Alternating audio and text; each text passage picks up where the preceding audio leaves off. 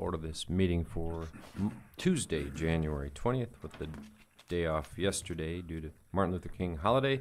Jordan, would you start us off with a roll call? Please respond by stating present. Councilmember Ronayne. Present. Fulberg. Present. Liebelt. Present. Ward. Present. Johnson. Present. Econger. Nilsson. Present. Norvstrup. Mayor Schoeneman. Present. We've got 3 Boy Scouts in the crowd here today. We thought it'd be a great idea to have them come forward to the middle here and lead us in the Pledge of Allegiance, if you'd be willing, young men.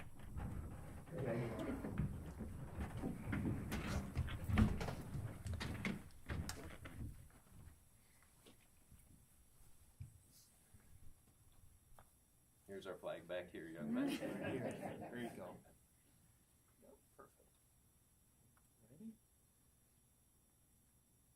I pledge allegiance to the flag of the United States of America and to the republic for which it stands, one nation, under God, indivisible, with liberty and justice for all.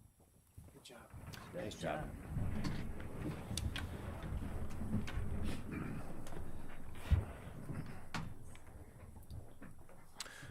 First order of business will be to approve this week's agenda. We do have a couple of additions to make to the agenda since the packet was printed and distributed. The first one is an addition to the agenda item 7Q to be added, which includes a payment of an invoice to Helms and Associates for $460.37. It was just presented after the book was compiled, and then 7R would be an invoice to Helms and Associates as well, $304.45. So I would take a motion to approve the agenda with those 2 additions. Move to approve with those 2 modifications. Second. Motion Ward, second Nilsson. All in favor, please say aye. Aye. Opposed, nay. Motion carries. Next, we've got the approval of minutes, the minutes of the meeting that took place on January 5th. There is an amended payroll section. Some of that data was not available at the time that the minutes were published, and they have been amended and added to that. So I would take a motion to approve the minutes. Move to approve with the amended payroll section. Second. Motion Liebelt and second Ward. All in favor, please say aye. Aye. Aye. Opposed, nay. Motion carries. Next, we have got our open forum, but since no one is here to speak on that, I will skip ahead to a proclamation that we've got to kick things off here today. This is an official proclamation of the City of Aberdeen, whereas mental health is a vital part of the overall health and well-being affecting individuals, families, workplaces, and our entire community.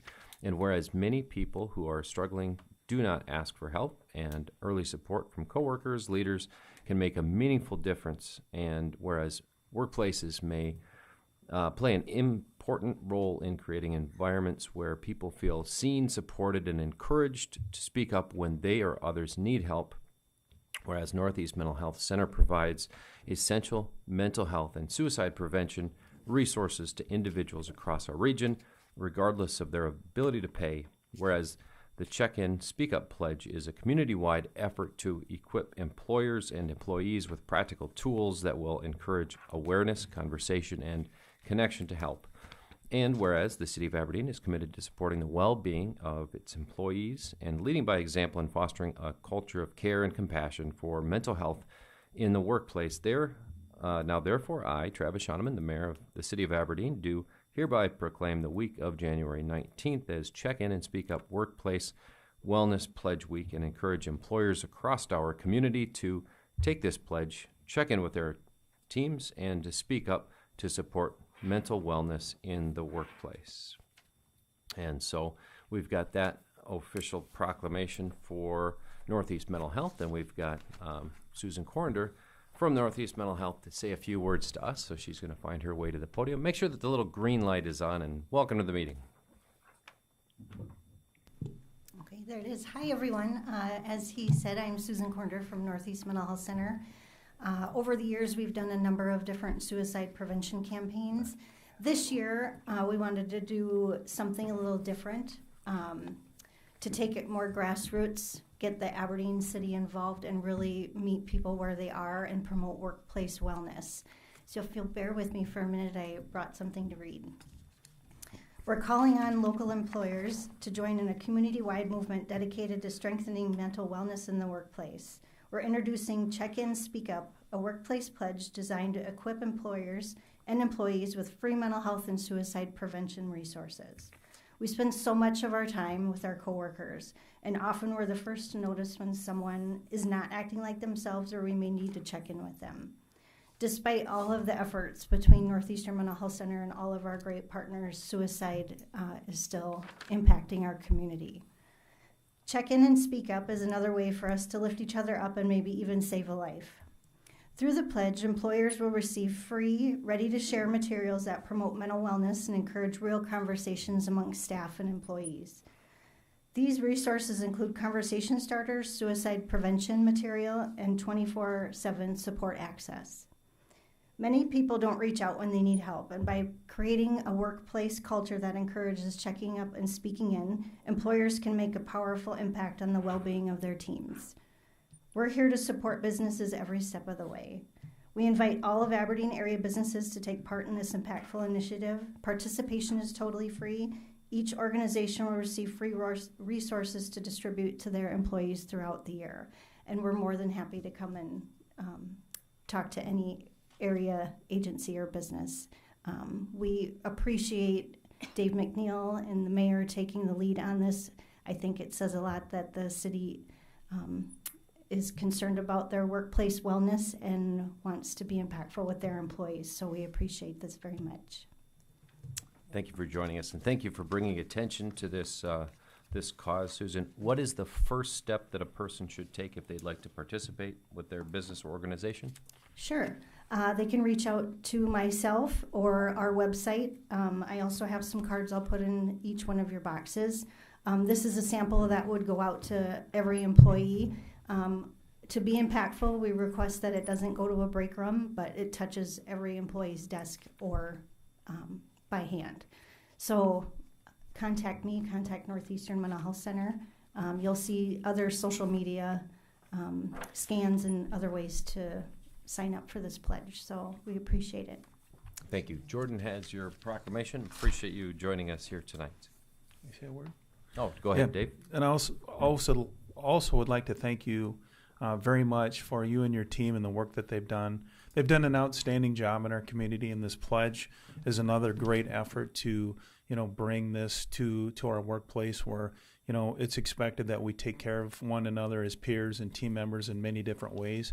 I appreciate all that you've done over the years to help us, from our law enforcement, first responder perspective, and now with our mental health resource officer, all the things that you're doing to support that officer and the continuation of what you're doing in our community. It's highly valuable. We appreciate you, and thank you so much for giving us an opportunity to have this in our workplace as well. Thank you. Thank you once again. All right, with that, we've got our consent calendar where we've got 13 items of routine city business. I would take a motion to approve our consent calendar items here tonight. Second. Got a motion from Councilman Nilsson, second Councilman Ward. Now, Nilsson, would you share with us, before the meeting, he had mentioned he had a couple of exclusions to make on the consent calendar vote. Yes, thank you. I will be abstaining from item 5H and item 5I. Got that, Jordan? All right.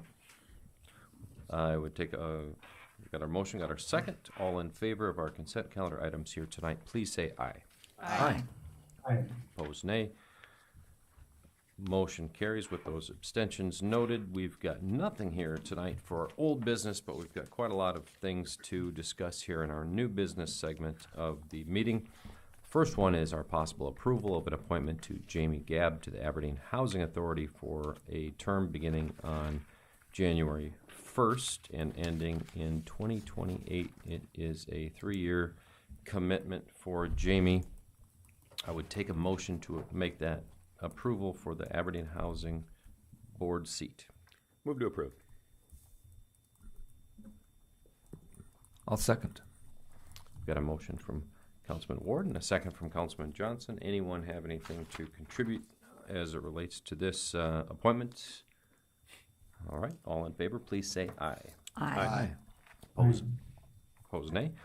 And the motion carries. We've got a public hearing and a possible approval of a one-day retail on-sale liquor license. That's for the NSU Foundation, which is doing business in this case as Apex Events. It will be their event, NSU Bourbon and Brews, and it will take place on April 24th of 2026.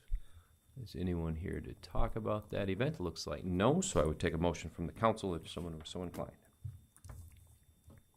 So move. Second. Motion Nilsson, second Ward. Any last words? Okay, all in favor, please say aye. Aye. Opposed, nay. Motion carries. Next, we've got a similar item on our agenda. It is a public hearing and possible approval of a special one-day retail on-sale beer, wine, and cider license. It's for the Chamber. It's for their business after hours event, which will take place at Montgomery's Furniture Store on February 12th. I would take a motion, since no one is here to speak on or against that cause. Move to approve. I'll second that. Okay, we've got a motion from Councilman Ward, second Councilwoman Liebelt. Anything from the council before we take the vote?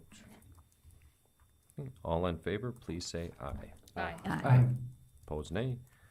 Motion carries. Next is a purchase. We've got the approval to authorize a purchase and payment of a 24 automated electronic defibrillators from Avera Heart Hospital in Sioux Falls. Total cost on those 24 devices is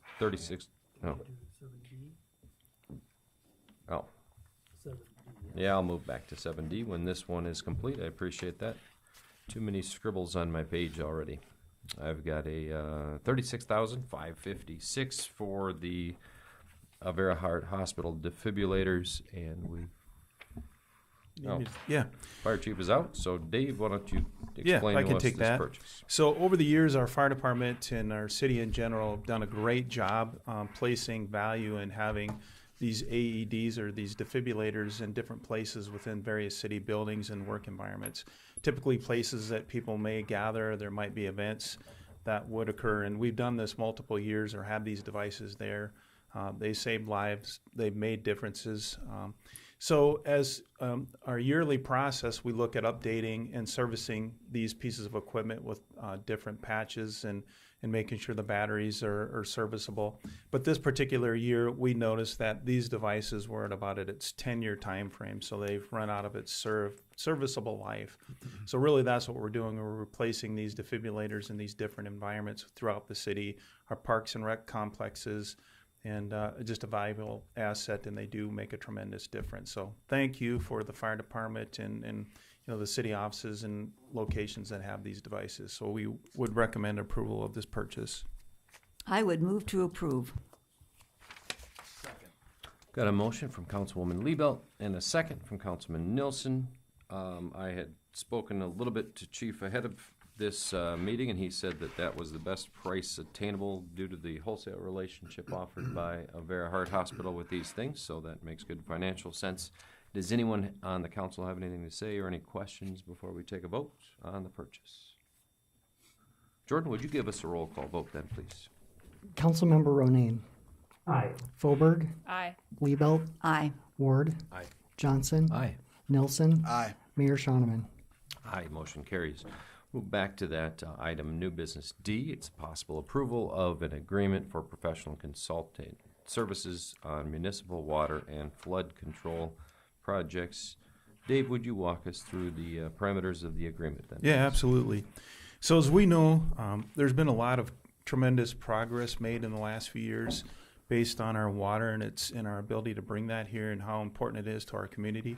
As we're aware, a WINS project or agreement was put together with Webb Water and BDM, and that was going to have a long-term, far-reaching impact on our community. So as we put that resource together, several people were involved at the forefront of that agreement, and Robin Bobzine was at the beginning of this partnership. And, based on his experience as a licensed engineer and his understanding of the resources on our water plants in Aberdeen, his understanding of capital improvements and different projects, as we continue to move along and build on this agreement and build on this project and making sure it comes to reality for the city, we've determined that he would be a valuable asset in the continuation of this partnership and the progress we're going to make in this endeavor. So having him as a consultant helps us in a lot of different ways. What that does is it allows us to pretty much continue our seamless continuity with our efforts to acquire the treated water that we seek to gain through this WINS project. It allows us to continue to explore and evaluate our raw water, ground and surface water sources. There's a continuing need to evaluate how viable those are. Those feed our water plant right now, and we need those. And we want to continue to look for possible resources and places that we can continue to gain those water feeds. So having him here in the future to help us understand and develop those would be a good asset for us. And then, of course, as we're building our capital plan and we're looking at the investments in our water treatment plant, we know that that's going to be here a long, long time. That's a really important piece, not only to what we have right now, but how we're going to bring that into our water plant, how we're going to sustain the web water feed into that. So having him here and having his knowledge and skill will help us, I think, tremendously look at our capital investments, how we can prioritize things, how we can make decisions, to look at our plant, in the most realistic sense and make sure we're spending our money there as wisely as possible. So that would be another reason to utilize him as a consultant. And then lastly, we have a flood levee that kind of runs from the north part of town through the south part that protects our community from floods, and that needs to be recertified within 18 months.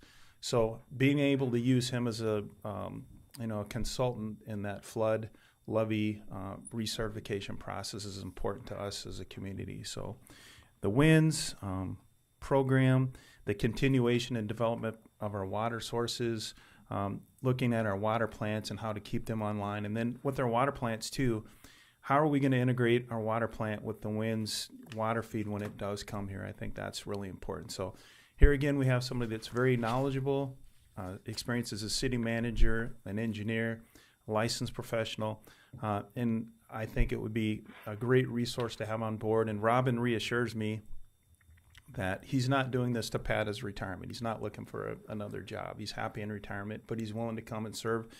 He's not an independent person where he's going to go out and just decide to do things on his own. You know him from his relationship with us. He's a team player. His heart and mind is in the city of Aberdeen. He wants to see that this project succeeds, and I think it's just he would be a very valuable asset to us in the future of our project. So we would recommend approval on this contract.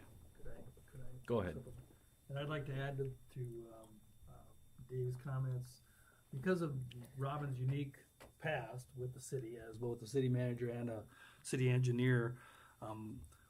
Second part of this request is that he be authorized to act on behalf of the city and to have Dave make certain designations and delegations of authority to Robin, which would then be promptly reported to the council for your ratification or revocation if you felt necessary. But we know that the WINS project does require, I guess I'll say, some independent action at times, and if Robin is authorized to act on behalf of the city, then we would come to you to request that you ratify whatever actions he had taken. So this is actually a two-part motion tonight. We would ask that you approve both the agreement and that delegation to Robin of authority as given to him by the city manager.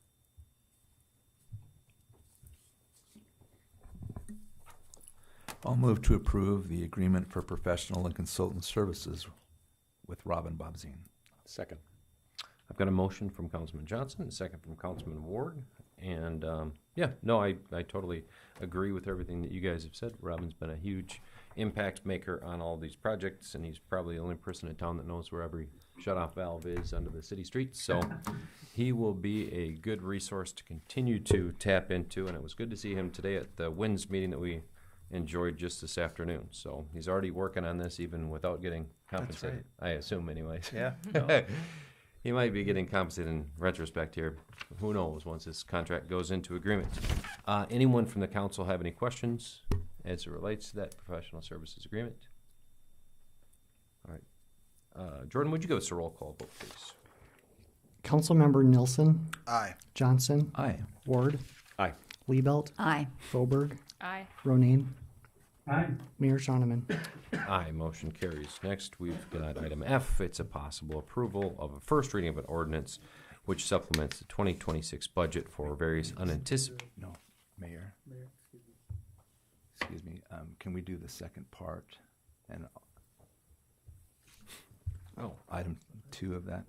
And I'll make the motion now. I No, thanks. move to authorize the city manager to designate Robin Bobzien as the city's agent for the agreement. I'll also second that. All right, sounds good. So we've got a motion from Councilman Johnson, second from Councilman Ward. I always try to have my sloppiest meetings when kids are watching, so that makes it a little bit more enjoyable for them. Jordan, would you give us a roll? Actually, we could just do a voice vote on this one. All in favor of that second action in that motion, please say aye. Aye. Opposed, nay. Motion carries. Next, possible approval of a first reading ordinance supplementing the 2026 budget for unanticipated projects, activities, and expenditures. Jordan, glad you're here tonight to walk us through this. What can you tell us about these budgetary items? Thank you, Mayor. As you know, the city operates on a calendar fiscal year. We first draft and approve a budget in July in the summer. We make some revisions through August, and we adopt the budget annually in September.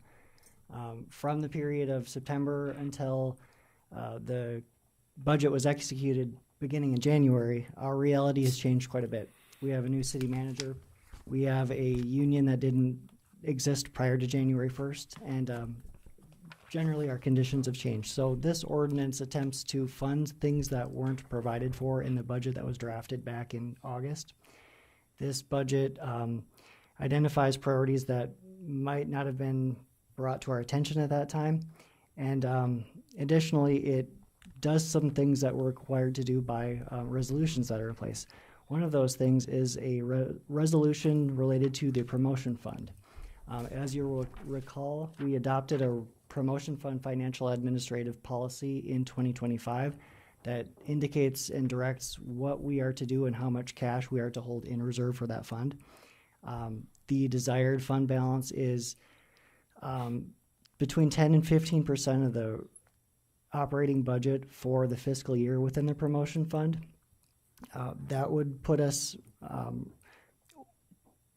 at roughly $550,000. The maximum desired level is $200,000. So within this ordinance, it's providing budgetary authority to supplement for the difference, which is $350,000.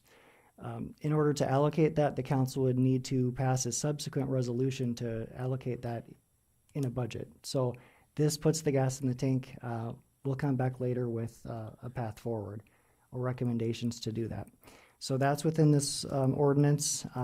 Also, there's a supplement for some library materials that were omitted from the budgetary process, and transfers and supplements for longevity and retirement pay. Those are items that are part of a union contract that were not initially budgeted for back in August. Within this as well, the OpenGov budgeting software, which the council authorized back in December, and a position within the HR office. I'll pass this over to Dave and let him explain any additional items here. Yeah, thank you, Jordan. So as you see, there are various things here, and as we move beyond our budget time frame, and it was set, as Jordan talked about, we successfully negotiated a contract with our employees. And with that, longevity was an important piece to that, and the continuation of retaining and hiring employees. So several other different things were, considered priorities or identified. The open budgeting software, the OpenGov budgeting software, a few of the other things. But what I'd like to talk about today is my request for an additional resource in our human resource department. Our human resource department does an amazing job. They carry a really heavy workload. They've done the best that we would expect them to do. Working with them closely over the years and working with them recently, we've really identified a need to implement an additional resource in that department. We have a vision. We see lots of opportunities and challenges across the board with our workforce. There are a lot of things that we want to accomplish. During the phase that we negotiated, with our employees, safety was a prevalent, aspect of that talk. Safety in a perspective from their end and a perspective from our end. And when we talk about safety, we also look at, our workman's comp claims and how our workman's comp charts and statistics has shown us over the years where we've incurred injuries and different opportunities. So looking through a lens of a couple different things, we've realized that having a resource in our human resource department can really, bring us to a better place. That resource will give us the ability to add additional time with compliance and employment laws, performance reviews and developing and managing performance expectations, drug and alcohol testing, CDL licensing, training, safety and risk management. And the safety and risk management is really important to us completely as a team, from our workers, our staff, from department heads, mid-level managers. There's a lot of work to do there. That goes along with adding more time and building a better performance evaluation system, giving better feedback, better communication, developing better relationships. It's our general commitment and vision and belief and priority that we continually get better. We look for ways to be more efficient. We look for ways to be safer in our work environment, to be more accountable to the things that we're doing, to be more budget friendly and budget wise. But these things all go hand in hand. So the training, the safety, the risk management, developing better ways to communicate with employees on how they can do better and hear their expectations and receive feedback and input, that's big for us. The leadership development. Human resource, has a significant role in leadership development. Leave and benefit administration, union matters, recruiting, hiring, and interviewing, in the payroll administration, which is a pretty involved process as we understand it. So we look at bringing somebody on board that can impact and make a difference across the board in all our different departments and work groups. This is an enhancement and it will be a huge resource to our department heads. So we're looking at continuing to do the best that they can to lead and manage their group while efficiently and legitimately explaining their expectations, building expectations, communicating with their work staff. And the Human Resource Department has a major role in this. And just seeing how they're tasked and the things that we expect out of them and how busy and challenged they are, I think this is the right fit for the right time. And I think it will make a financial difference in the end as we look at, again, going back to our workman's comp payouts and different things, the statistics that I've looked at. And so we have a clear vision. We know we have to move in the right direction. We have a lot to expect from ourselves. Just want to thank our Human Resource Department for the effort that they're doing, but I think this will be a tremendous benefit and asset to our city in general.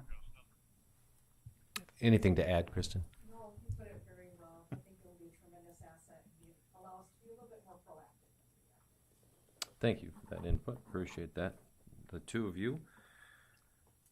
So at this point, we would need a motion and a second if anyone on the council was inclined. I'll move to approve. Second.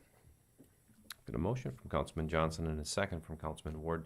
Any questions to Mr. clear up? Mayor, Go ahead, Councilwoman. I was just curious how many people we have in HR right now. Yeah, that's a great question. So we have three full-time employees, one permanent part-time, and one temporary part-time based on situations when certain employees have to go on leave. So, Mr. Mayor, Go ahead. is there any guidance on what the ratio of number of employees in HR to number of employees in a city should be? I haven't seen a model that tells me the number, but based on the assignment, the job description, and the things that they're doing, They're completely engaged in the job description and, needing the resource and needing the additional time to work through some of the things that we have identified are very legitimate to me. So while I can't give you a number on the optimal number or what maybe a government statistic may give us, I just know in working with our Human Resource Department and what we're doing and the things that they're tasked to do, they need this additional resource. And Kristen, I guess you can help me out if you have any thoughts on that, but I can't give you a statistic on what an optimal number of employees are. I would say at this point, we're certainly lean, and we need this resource to be able to realize and accomplish some of the things that we know that we have to improve upon.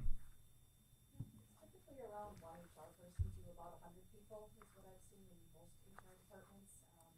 We float around, 300 employees. It hikes up to around 600 employees during the summer. Chad, did you have a question? Yeah, just going back to the agenda memo, kind of in the overview for 7F, we're on 7F, yeah. I see there's line items in there, repairs, maintenance, supplies. There's 10,000 in there for travel and conference for fire. That seems like that should be a controllable line item. Why are we over on that? No, that's actually, I can answer that. So basically, and hopefully this answers this. So upon putting some of these things together, whether it was the budgeting or the longevity pay or the human resource asset that we're asking for, I went to various departments and asked them if they could find cuts in their budget to help me realize the vision that I have or the opportunity that I see here. So as you're looking at these individual line items, these departments stepped up and were willing to remove or help us with this new priority and reduce their line items by these amounts. So these are cuts that are coming out. Yep, I appreciate that. Yep, so that's not a supplement. Those are actually cuts. I misunderstood that. No, that's actually my fault. I should have explained that better. But yeah, so going and building this resource, we also know that we needed to reallocate or try to find some savings in our budget to be able to do this. So that's a great question. Then I would like to thank those departments for coming forward and taking care of that. Thank you for clearing that up. I think that'll make a lot of people feel a little bit better. Does anyone else in the council have any discussion points or questions to address before we take a vote on the action itself? First reading, ordinance. Jordan, please give me a roll. Councilmember Ronayne. Aye. Foberg. Aye. Liebelt. Aye. Ward. Aye. Johnson. Aye. Nelson. Aye. Mayor Schoeneman. Aye, motion carries. Next, possible approval of a combined election agreement between the Brown County, Aberdeen School District, Britton-Hecla School District, Langford School District, and of course us, the City of Aberdeen. Jordan, setting up for an election. Thank you, Mayor. My hope is that we don't have an election.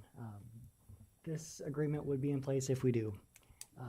Since this proposal was submitted to us, I believe Langford has dropped from it, so it would only be Britton-Hecla, the school district, the county, and the city. So we prefer combined elections because it appears they result in higher turnout.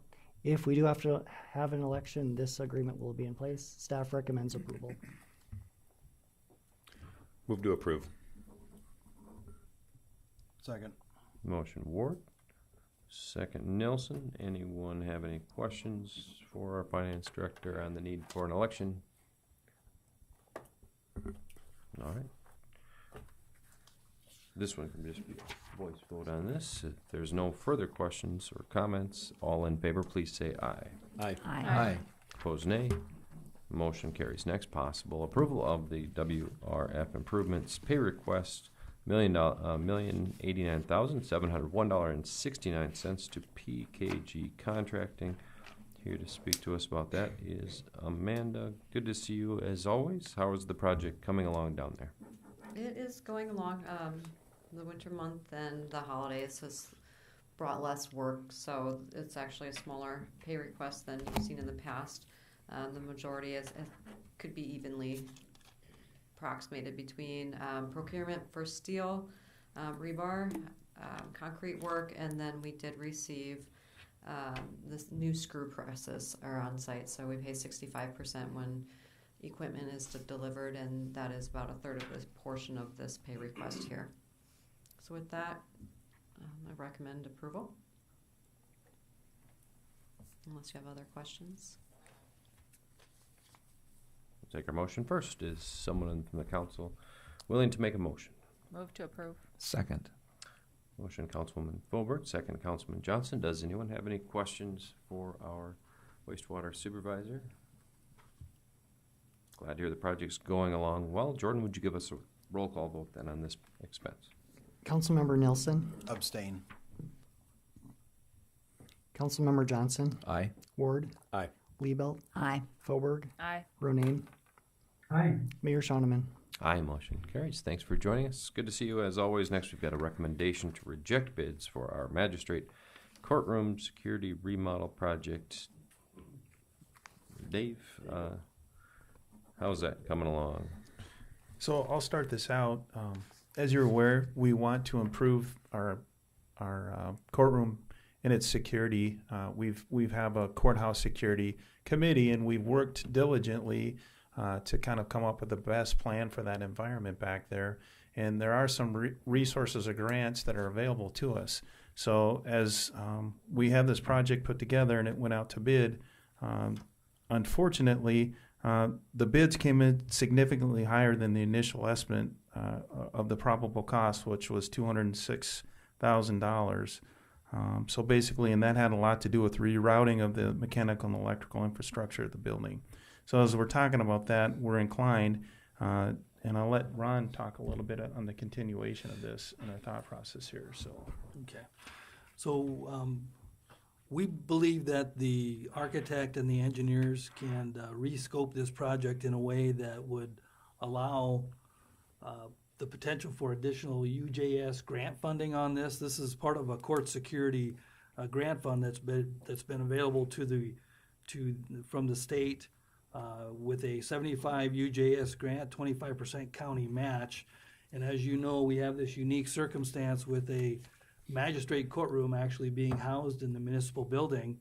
And so we have the ability to move forward on this project, but rescoping will be necessary. So we're asking that the council go ahead and reject all the bids that were received on this last bid letting, and we'll rescope it and see if we can't work with the UJS committee to identify additional funding. I could inform the council that it looks like the end of this month we will be having the UJS committee will be having a meeting, and we'll have a better idea then whether we're going to be able to rescope this project and get additional funding.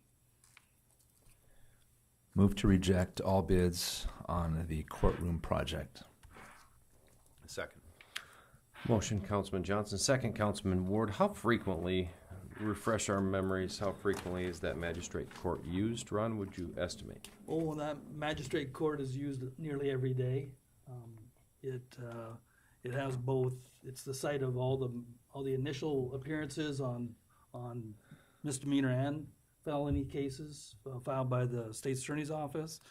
It also is the place where small claims court is held, and so we have a very busy magistrate court, and I think there's a few days a month when the judge is at other counties, but for the most part, it's almost every day.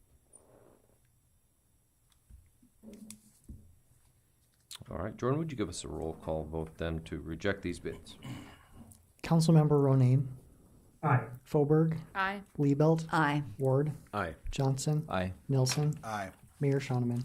Aye, motion carries. Next possible first reading, but ordinance which would amend our taxi cab and motor bus regulations. Dave, how did this come to be? yeah, so first of all, I would like to recognize a few private business owners in our audience tonight.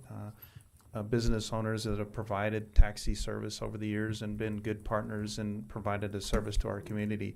So really, this came about with them approaching us and explaining that to some degree our ordinance was inhibiting their ability to be competitive and run their business with a continued profit model in mind. So we started to look at our ordinance to see how, maybe there are some things that were outdated in this or could be improved or could help our business owners to move forward and be competitive with some of the other various platforms for ride sharing that are out there. So with that, Ron did a really outstanding job looking at this. We worked with our business owners in our audience tonight, and I think we came up with some really good suggestions that could be something that will help our community and help our businesses continue to thrive and move forward. So with that, Ron, I'll turn it over to you to what you identified as our priorities. Okay, thank you, Dave. The amendment to the taxi cab ordinance does a number of things. Number one, it updates us to current state law on what the city can and can't be doing as far as regulation of taxi cabs. Secondly, it expands, it allows the finance office to issue these initial licenses instead of the ones that we always see almost all the time on the consent calendar. It would allow us to move forward through the finance office to approve those with the right of appeal to the council if there was a denial by the finance officer. And that denial would likely come because of the background qualifications, for example, of a applicant to drive a taxi cab.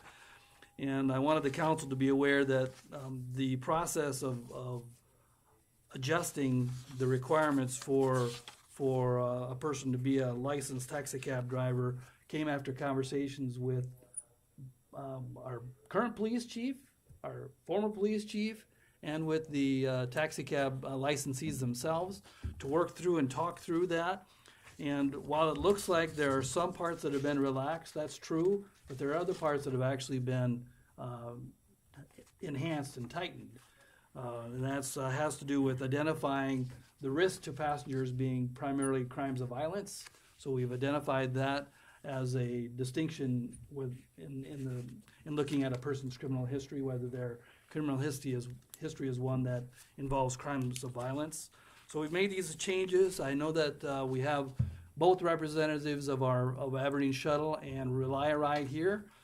So they're welcome to offer anything in addition, and the council could ask them any questions. But in the meantime, we would recommend that the council approve this ordinance.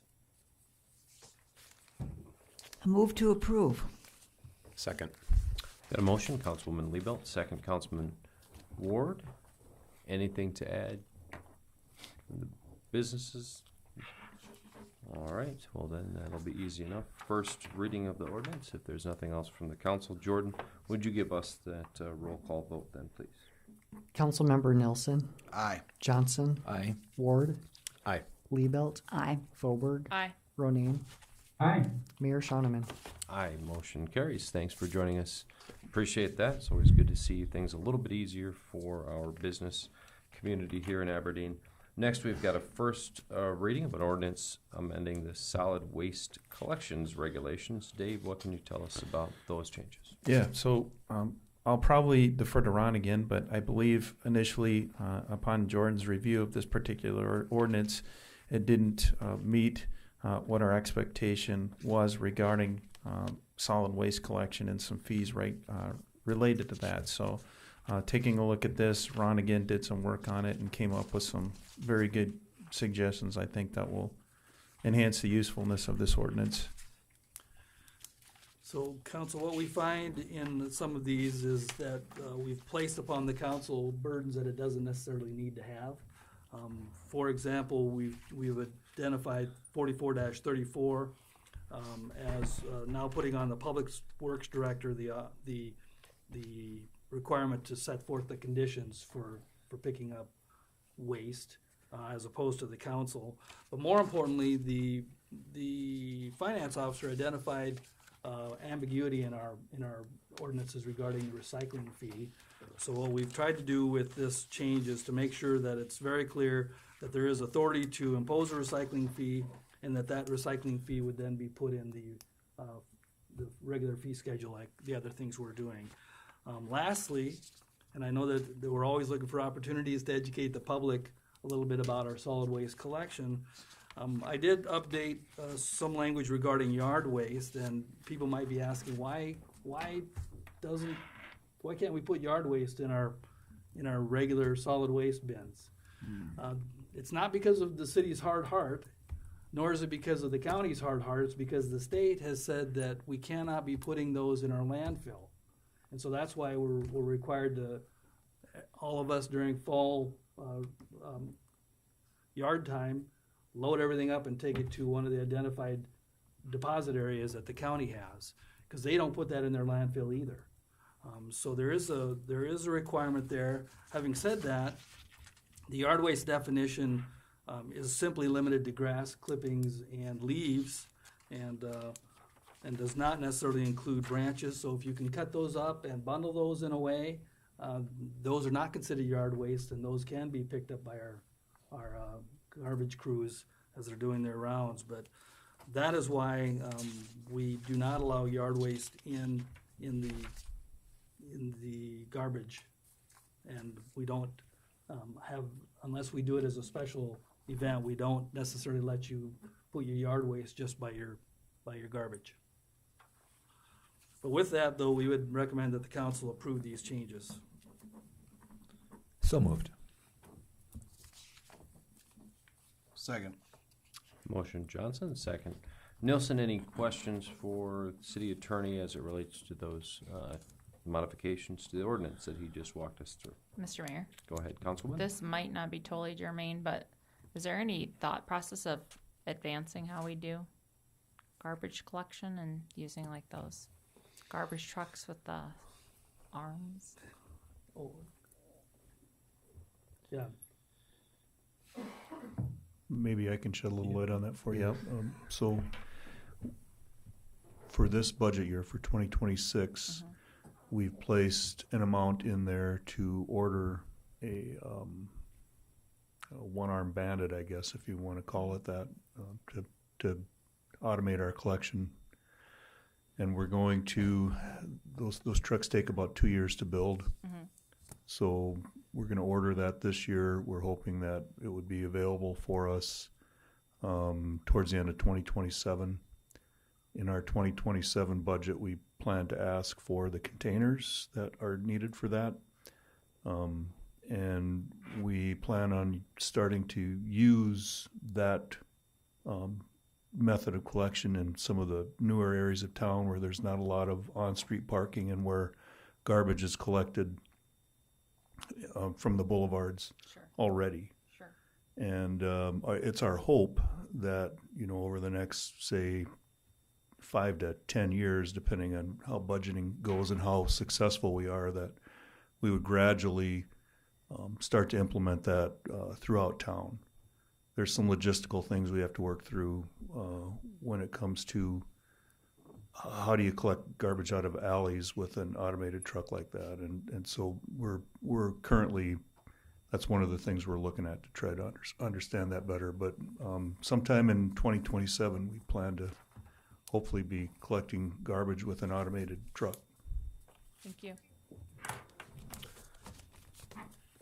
All right, any other questions? Jordan. Councilmember Ronayne. Aye. Fauberg. Aye. Liebelt. Aye. Ward. Aye. Johnson. Aye. Nilsson. Aye. Mayor Shoneman.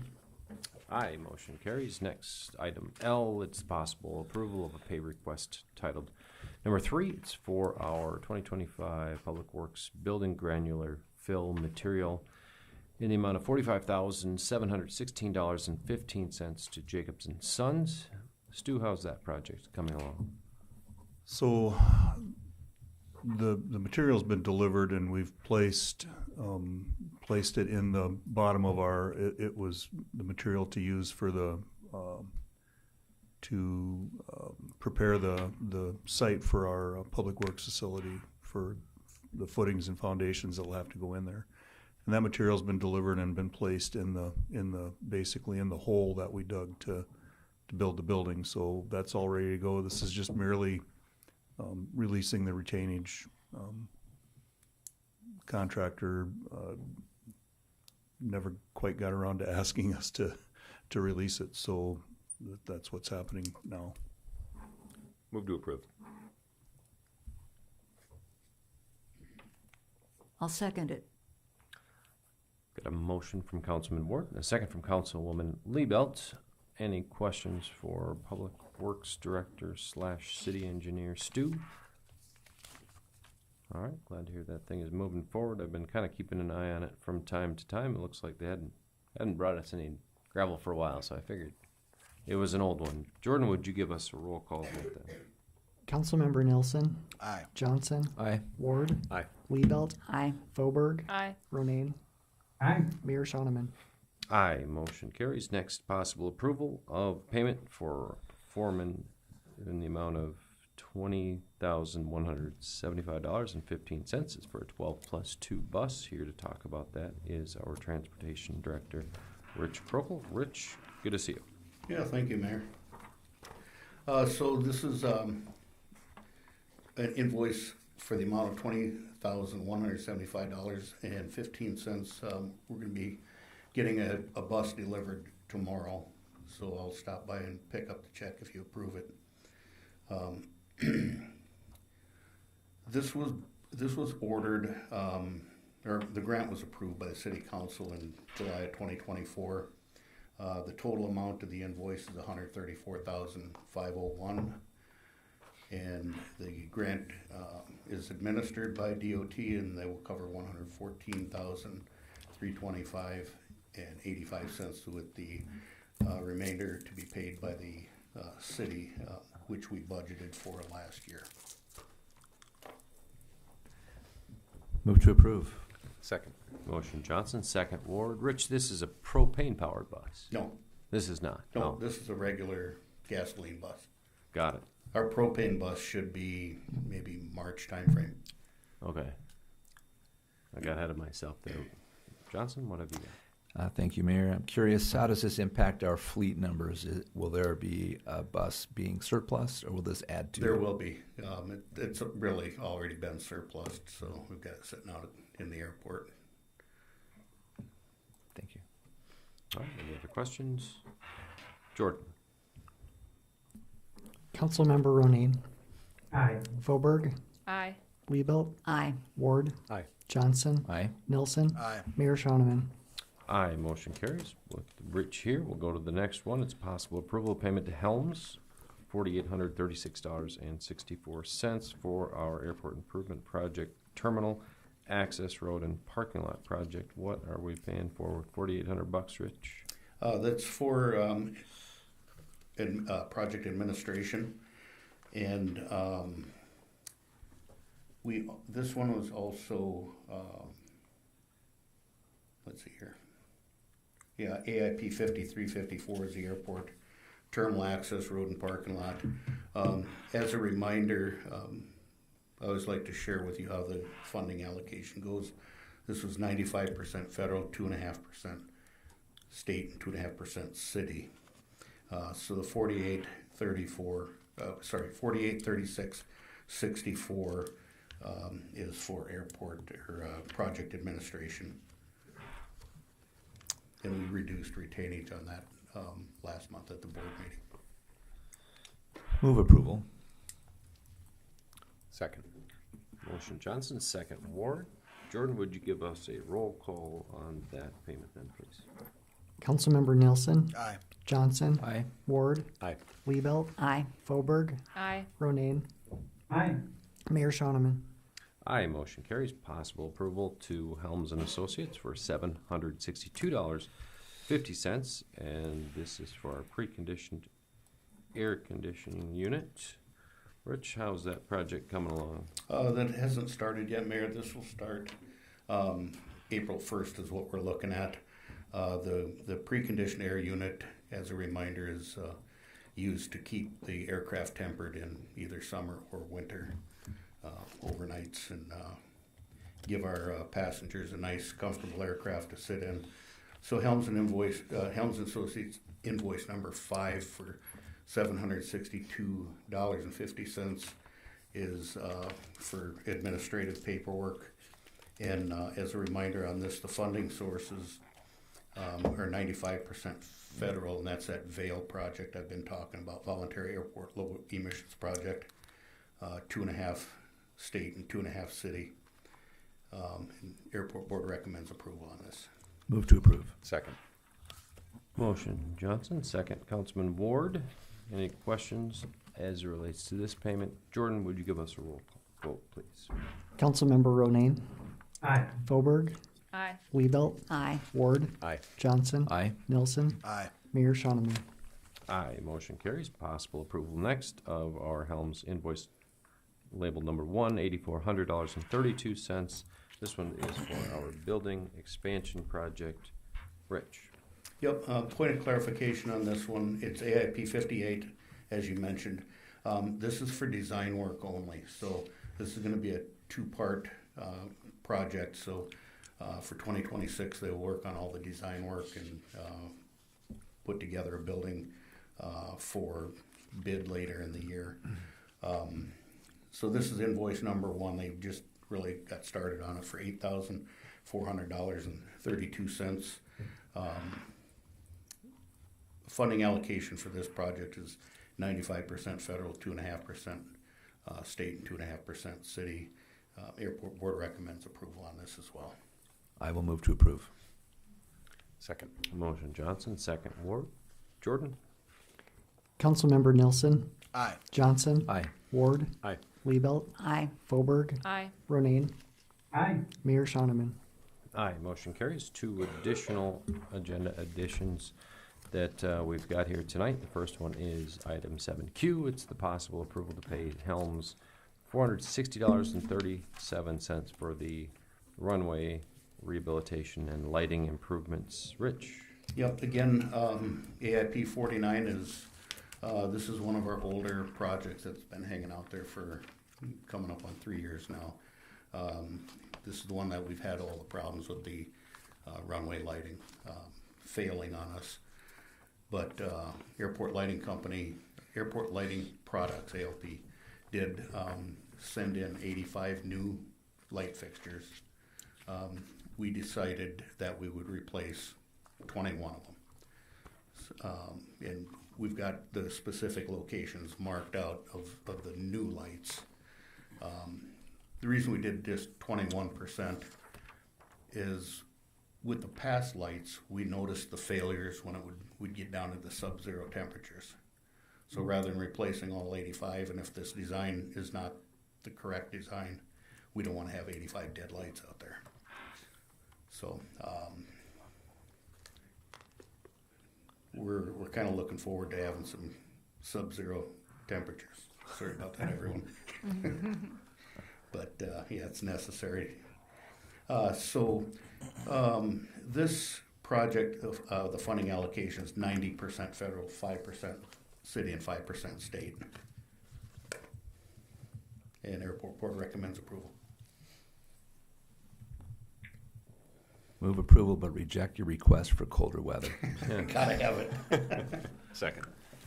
We've got a motion from Councilman Johnson, second from Councilman Ward. Good to have a little humor in these meetings once in a while. Nice job. Alan, Jordan, would you give us a roll call vote for the $460 payment to Helms? Councilmember Ronayne. Aye. Fauberg. Aye. Liebelt. Aye. Ward. Aye. Johnson. Aye. Nilsson. Aye. Mayor Shonneman. Aye, motion carries. Before we move on to the next one, that does bring up a point that I know that we've received a little bit of press about those failing lights. Could you take just a moment and kind of refresh maybe people's memories on the genesis of that and how the project was a few years ago, and kind of just walk us through the lighting situation? Yes, I will. So this project was a 2023 project where we made some improvements to the runway. We replaced select panels, and we at that point decided in the planning phase of this in 2021 we decided that we would go with LED lighting to be more efficient. We couldn't do LED lighting on the runway before that because there was only one recognized vendor by the FAA. So in 2021, 3 vendors were recognized as having a suitable product. So it was at that time. So we got the lights in. Everything seemed okay for a while, and then it started getting cold, and the lights were failing. Well, what was happening was it runs in a circuit. So the first thing that it the power hits is a thermostat, which turns on a little heater. So LED bulbs do not emit heat. The old incandescent ones you could fry eggs on. But so these lights started failing, and there was a lot of back and forth with airport lighting and Ephraimson and the airport. But Ephraimson stuck by us the whole time. They would come out and replace lights, and as we got further into this, airport lighting did admit that they had a faulty product after many times of not admitting that, pointing the finger back to the airport. We even replaced a constant current regulator in the vault at their suggestion. So we bought a constant current regulator from them too. So anyhow, we're at a point now where we've got new lights. We're just, like I said earlier, we're just waiting for some really cold weather to prove that these will either work or not work. And our warranty on these lights does not start until we are satisfied. So it's kind of a long story. Well, I appreciate that clarification. Sometimes when you go so much time between these occurrences, it fades a little bit. Councilman Johnson, what have you got? Thank you, Mayor. Rich, can you clarify? We aren't the only airport that was beset with these issues, right? There's at least one other. Some investigative work between Helms and myself, we located an airport that had these problems prior to us, and it was known to ALP. It was Manhattan, Kansas. Airport similar to ours, runway similar to ours. So good to know. Misery does love company sometimes, yes. But sad to see the problem drawn out so long. Yeah, and so long as these new products stand the test of the cold, then we'll install the remaining 60-some lights and Correct. Put this behind us. Yeah. Hopefully put this behind us and mark it up to a lesson learned. Mr. Mayor? Go ahead, Rich. Just a question. Did I read that if 2 of the lights go out on the runway, that the airport would be forced to shut down? I guess really I'm curious on, did it ever? We've got some very specific rules. If 2 lights adjacent to each other go out, we have to issue a NOTAM, a notice to airmen. Yep. And then we need to get out and we can either put another light fixture in or we can swap one from further down. But you can only have 1 light out and still stay in operation. Okay. Follow-up question, please. Go ahead. Did it ever adversely impact us, or did you guys ever have to scramble in order to keep operations we did plenty open? of scramble. Yeah, Ephraimson, we'd call them out in the middle of the night. And, again, as I stated earlier, Ephraimson's been a fantastic partner to work with. That's great. Last follow-up question, I guess.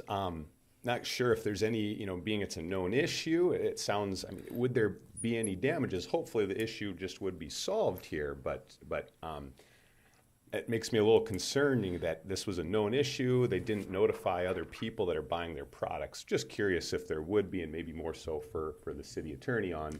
Hopefully we wouldn't go there. Hopefully these work great. Yeah. So, that's the beauty of these contracts. They do have warranty periods. And so all of this has been covered by warranty. This, other than the CCR, the constant current regulator, I don't know that we've had any out of pocket on behalf of the city for what these problems have been. No, just our. Yeah. And so, as we, just so the public is aware and this council is aware, it's always best to be working with a contractor than not. And with Ephraimson being the actual contractor on this, and recognizing that this just wasn't right and that they needed to make it right with us, they've stuck behind us the whole time. But depending on how this works out, if these 80 that came with the Polar package, right? Yep. They had to be beefed up to handle our extreme colds. If they come and they work, then we'll have the time, at least with a working airport and runway system, we'll have the time to decide whether there's a claim for damages. And there might be. I'm not saying that there isn't. But again, when you're talking about public safety and airport safety, the priority is to get these lights working.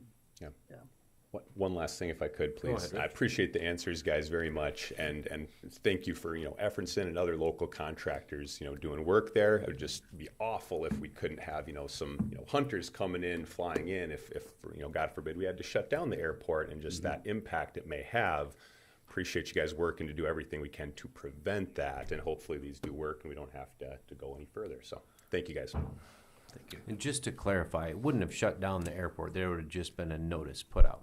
We would have put the notice out, but if we would have experienced a mass failure, we would have had to shut that runway down for sure.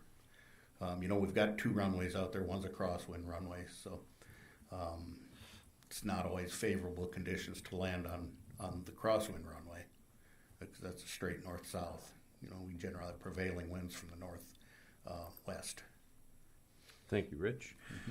Finally, with you up there, we've got another item here on our agenda. It's the approval to pay Helms for $304.45, and this is for our airport improvement project 46, and it is the apron reconstruction project phase 2. $304, Rich. Yep. So this is AIP 52, General Aviation Reconstruction Phase 2. The invoice 25 in the amount of $304.45 is for administrative work in preparing closeout paperwork on this. This project is complete, so you'll see this one more time come to council for complete closeout, and then we'll send it to the FAA and get our final reimbursement. So funding on this project was 90% federal, 5% city, and 5% state. And Airport Board recommends approval. I'll make a motion to approve. I'll second that. Got a motion from Councilman Johnson, second from Councilman Liebelt. Any final questions for Transportation Director Krokel? Jordan, would you give us a roll call? Councilmember Nelson. Aye. Johnson. Aye. Ward. Aye. Liebelt. Aye. Foberg. Aye. Ronayne. Aye. Mayor Shoneman. Aye, motion carries. Next, appreciate you joining us, Rich. Next, and finally, we've got a review and approval of our claims for this week. It's the bills for the week of January 20th, of course. I take a motion to pay the bills. Move to approve. Second. Motion Ward, second Liebelt. Jordan, roll call vote, please. Councilmember Ronayne. Aye. Foberg. Aye. Liebelt. Aye. Ward. Aye. Johnson. Aye. Nelson. I will abstain from payments to Banner Associates and PKG Contracting, and aye on the remaining. Mayor Shoneman. Aye, motion carries. City Manager's report. Dave, have you got anything? Yeah, so if you have been following the news recently related to winds, there's a great opportunity. We're really encouraged that there's going to be continued funding for this project, $20.3 million passed through congressional and House approval. I think that bill is waiting for the president to sign. So that's good news on the horizon that there's going to be continuing funding for our project. With that, today we met with our partners in this. We're at the point where we want to continue the relationship, obviously, but refine our understanding. So we worked with a legal advisor and again, our team to kind of see what the next stage of a written agreement is going to look like as we continue to work on this and see the future come to fruition. So that was really a encouraging meeting today, and we'll report back to you when we have more to discuss and decide on the particular agreement. But a good meeting with our partners. And then along the same lines, a group of us from Aberdeen are going to join our partners and attend a rural water conference or event that typically occurs or annually occurs in Washington, D.C. from February 4th through the 6th. So we're going to go and we're going to make contact with our congressional representatives and talk about continuing funding for this project. We're going to be meeting with the Bureau of Reclamation and meeting with our government partners and determining and advocating for the continuation of our program. So so we're a lot of projects on the wind, or progress on the winds, funding, a written agreement in the future, and us attending and making contact with people that can help us with this project being achieved. And then on on the 29th of this month, Matt Braun, our Parks and Rec director, is going to be having a State of the Parks address. That's from 8:30 to 10. Breakfast is provided. That's on the 29th. He'll probably be talking a little bit about the community survey, the input that we gathered from the community on the future use and needs of our parks and recs and those benefits to our community. I'll give you the location when I have that. I don't have the location yet, but I just want to make you aware that that's coming. Did you say 8 to 10? Yeah, 8:30 in the morning to 10 a.m. So on the 29th. And I'll let you know the location when I have that. So I think we'll plan to just do a notice of quorum. Yeah, that's a good idea. Yep. So with that, that's all I have. Thank you. Thank you for those updates, Dave. Good to hear about that stuff moving forward. It's been really rewarding to see the WINS progress, especially recently as money has continued to flow into the system. Take a motion to adjourn this meeting. Move to adjourn. I'll second that. Got a motion, Councilman Johnson, second, Councilman Liebelt. Once again, before we take our final vote of the night, thank you to the Boy Scouts who came to join us here tonight. Hopefully you got something out of this. All in favor of adjournment, please say aye. Aye. Opposed, nay. Motion carries. We are adjourned.